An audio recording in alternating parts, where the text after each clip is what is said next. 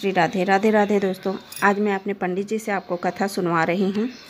आप लोग ध्यान से सुनिए। एकादशी की कथा मेरे पंडित जी कह रहे हैं, आप ध्यान से सुनिए। मानधाता ने अपने कुलगुरु महर्षि वशिष्ठ जी ने पूछा, भगवान, कोई अत्यंत उत्तम और अनुपम फल देने वाले व्रत के इतिहास का वर्णन कीजिए, जिससे सुनने से मेरा कल्याण हो।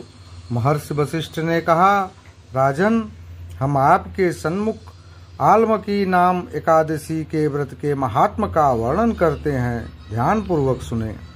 प्राचीन काल में एक वैदिक नाम का नगर था। वहाँ के राजा चंद्रवंशावतंस महाराज चित्र रहते थे, जो परम वैष्णव नारायण के अत्यंत भक्त थे।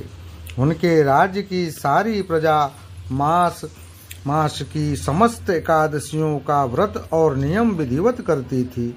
यहाँ तक कि पशुओं पक्षी भी एकादशी के दिन आहार नहीं करते थे। इस प्रकार महाराज चित्ररथ धर्म और न्याय युक्त राज्य करके अपनी प्रजा की सेवा करते थे।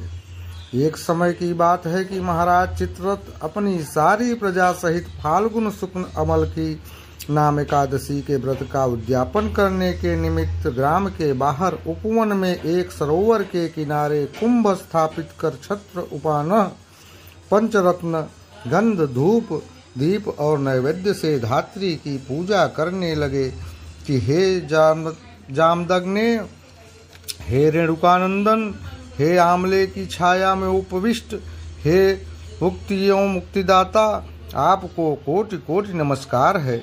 हे ब्रह्मा से उत्पन्न धात्री, हे सर्व पापों को नाश करने वाली धात्री, तुमको नमस्कार है। हे देवी, तुम मेरे अर्घ्य को ग्रहण करो और मेरे पापों को नष्ट करो।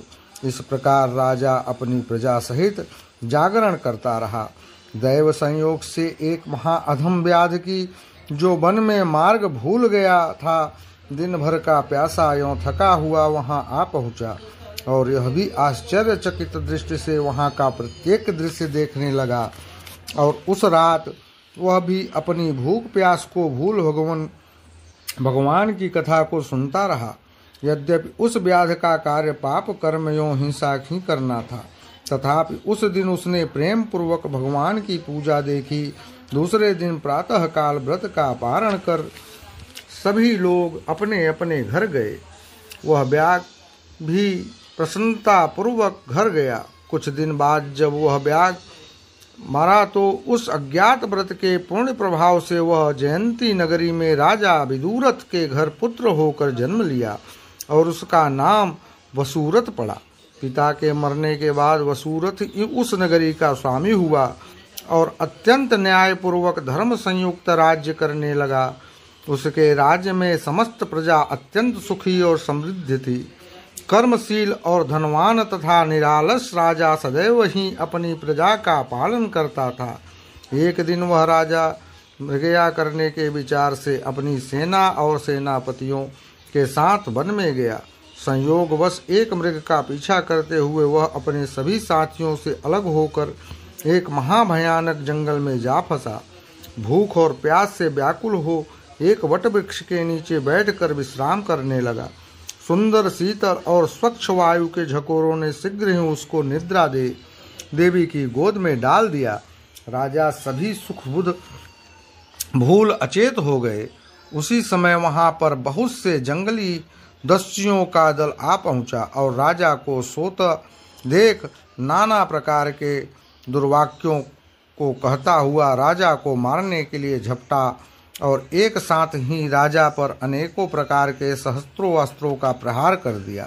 परंतु आश्चर्य का विषय तो यह था कि राजा के शरीर पर किसी भी अस्त्र का भाव नहीं हुआ और न राजा को कुछ मालूम ही हुआ। तब दुष्ट और भी कुपित हुए और हजारों की संख्या में राजा पर टूट पड़े। उसी समय राजा के शरीर से एक अत्यंत तेजोमयी सुंदरी हाथ में कृपाण लिए हुए निकली। उसको देखते ही दुष्टों के हाथ पैर ढीले हो गए। जो जहाँ था वह वहीं खड़ा रह गया और वह सुंदरी पैतरे बदलती भगवती चंडी के समान समस्त दुष्ट मंडली को समाप्त कर दी और अंतर्ध्यान हो गई।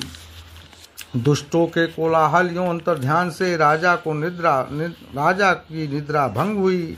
उसने ज्यों ही आँख खोलकर देखा त्यों ही चारों ओर लाशों की ढेर हुई ढेर दिखाई पड़ी। तब राजा ने कहा, किसने मेरी रक्षा की? इन दुष्टों को किसने मारा? उसी समय आकाशवाणी हुई कि भगवान की सेवा की कौन किसका रक्षा करता है। ऐसी आकाशवाणी सुन राजा अत्यंत ही प्रसन्न हुआ और घोड़े पर सवार हो अपने नगर को लौटा। सो हे राजन, यह आमलकी नामक एकादशी अपने भक्तों की रक्षा कर अवश्य वैष्णव लोक की अधिकारिणी बनाती है। दोस्तों, आपको ये कथा कैसे लगी कमेंट करके ज़रूर बताइएगा और जय श्री राधे राधे ज़रूर लिखें। जय श्री राधे राधे।